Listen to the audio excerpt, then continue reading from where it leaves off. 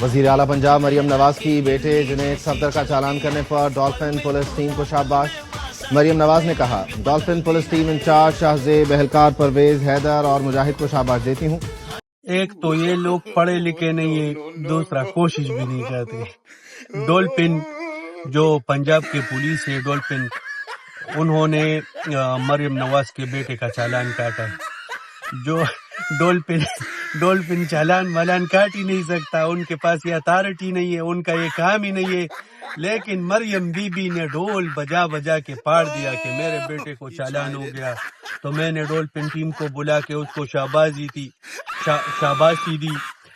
لخت دی لعنت پٹواریوں اس کو اس لیے پٹواری نہیں کہتے، یہ گدھے جو ان لوگوں کو کہتے نا، یہی اصل وجہ ہے۔ میں صدقے اپنے مرشد کے